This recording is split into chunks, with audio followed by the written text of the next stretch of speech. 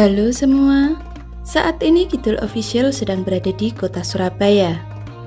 Kali ini kita akan berziarah ke makam salah satu wali songo di Surabaya. Ya, siapa lagi kalau bukan Sunan Ampel, salah satu putra dari Syekh Ibrahim Asmorohondi. Langsung saja yuk, ikuti video kita sampai selesai.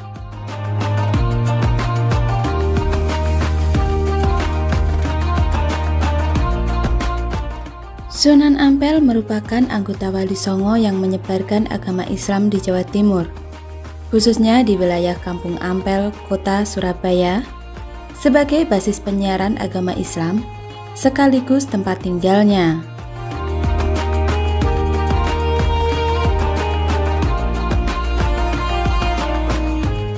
Sunan Ampel dikenal sebagai wali yang berjuang menegakkan Islam. Beliau mendirikan pesantren di Ampel Dento, Surabaya dengan mempersiapkan para ulama, mubaligh, dai, dan para pemimpin Islam.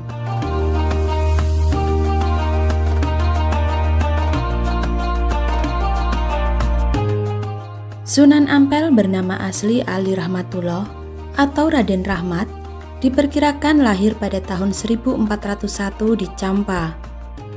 Ada dua pendapat mengenai lokasi Campa ini. Campa adalah salah satu negeri kecil yang terletak di Kamboja. Pendapat lain mengatakan bahwa Campa terletak di Aceh yang kini bernama Jumpa.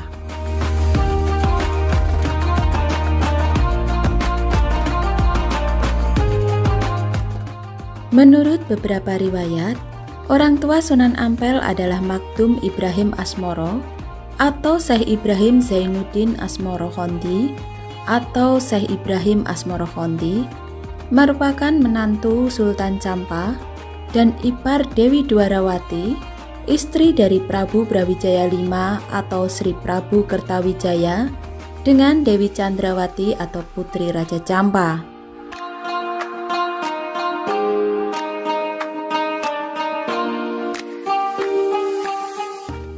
Sunan Ampel memiliki dua istri. Yang pertama Dewi Chandrawati alias Nyai Ageng Manila binti Aryo Tejo Al-Abbasyi, berputra Sunan Bonang, Sunan Derajat, Nyai Ageng Maloka, Siti Mutmainah, dan Siti Hafsah.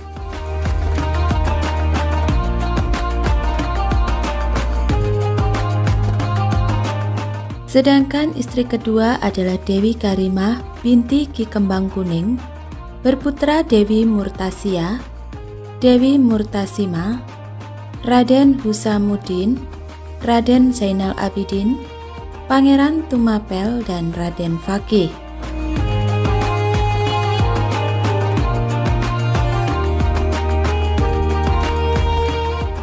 Dari kecil hingga remaja, Ali Rahmatullah menghabiskan waktu di Campa dibimbing langsung oleh ayahanda beliau, Syekh Ibrahim Asmorohondi. Kemudian tidak hanya itu, melainkan Ali Rahmatullah juga pernah membimbing ilmu agama di Pasai Loksumawe, Aceh.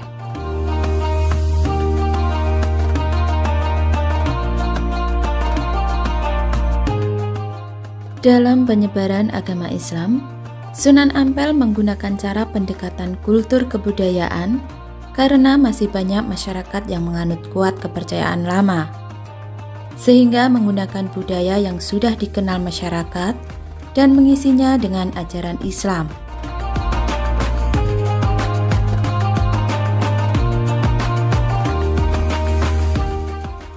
Cara pendekatan dakwah Sunan Ampel di Jawa dengan cara menyesuaikan diri, menyerap, bersikap pragmatis, dan menempuh cara yang berangsur-angsur.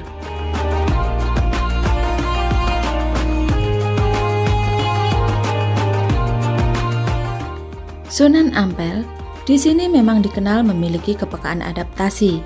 Dapat dilihat dari cara beliau menamakan akidah dari syariat yang memperhatikan kondisi masyarakat. Kata salat diganti dengan sembahyang. Asalnya adalah sembah dan nyang.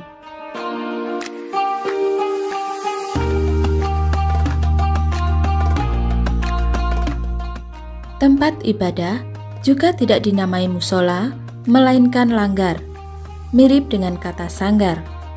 Kemudian orang penuntut ilmu diberikan nama santri yang berasal dari sastri atau orang yang tahu buku suci agama Hindu.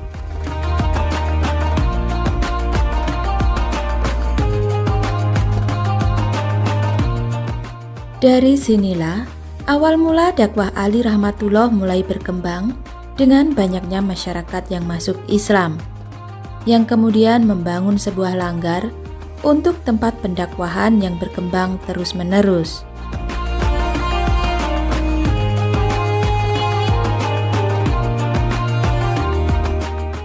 Hingga akhirnya membangun sebuah pondok pesantren pada abad ke-15. Pesantren ini menjadi sentra pendidikan yang sangat berpengaruh di wilayah Nusantara bahkan mancanegara.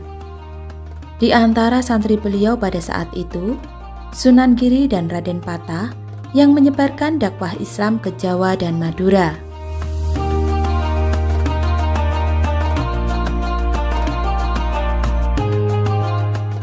Sunan Ampel dianggap paling berhasil dalam mendidik ulama dan mengembangkan pesantren.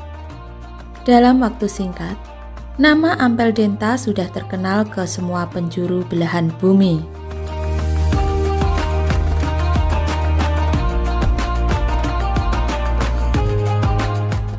Di sini, pesantren Ampel Denta mengalami pesatnya pertumbuhan dan perkembangan yang didukung oleh faktor letak Ampel Denta yang strategis. Hingga akhirnya, Ampel Denta menjadi sentra pendidikan Islam yang paling berpengaruh di tanah Jawa.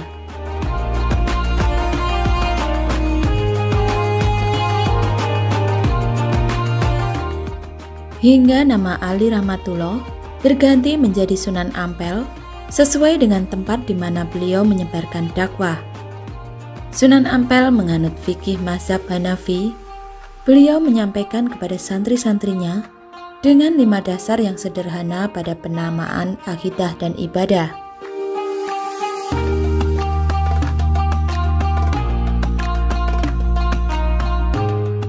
Ajaran yang terkenal dengan falsafah atau istilah itu adalah mohlimo, artinya tidak melakukan 5 hal yang tercela.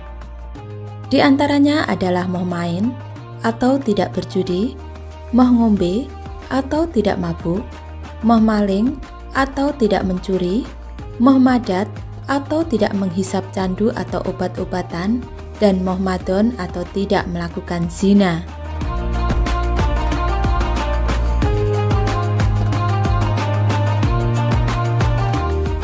Sunan Ampel juga pernah menarik perhatian banyak orang dari segala penjuru dengan mengubah nama Sungai Brantas yang menuju ke Surabaya.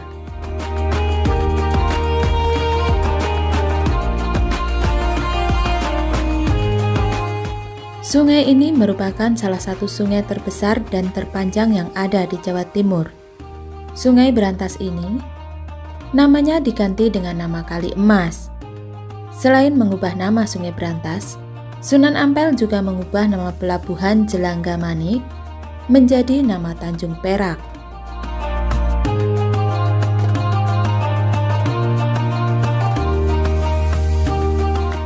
Sunan Ampel diperkirakan wafat pada tahun 1481 di Demak dan dimakamkan di sebelah barat Masjid Ampel, Surabaya.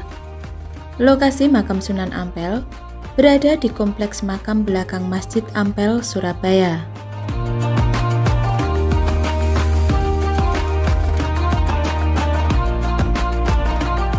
Makam Sunan Ampel yang letaknya bersebelahan dengan makam Dewi Condrowati atau Nyai Ageng Manila, istri pertamanya yang merupakan putri Adipati Tuban Aryo Tejo.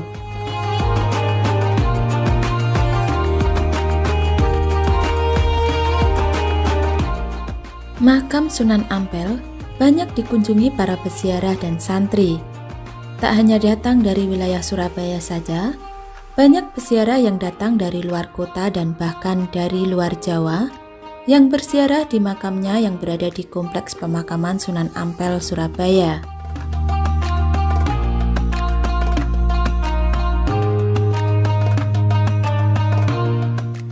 Ada keyakinan dari masyarakat dan santri yang datang ke sana bahwa dengan berziarah, berdoa dan bertawasul di makam Sunan Ampel, maka akan dipermudah di dalam hajatnya, dimudahkan dalam mendapatkan keturunan anak soleh dan solehah, dipermudahkan dalam urusan dan rezekinya.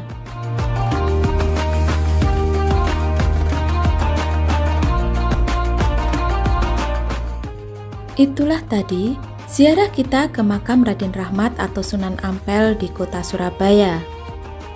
Jangan lupa untuk like, komen, dan juga subscribe channel Kidul Official agar kalian semua tidak ketinggalan video-video menarik selanjutnya. Semoga bermanfaat dan terima kasih. Sampai jumpa di destinasi wisata berikutnya.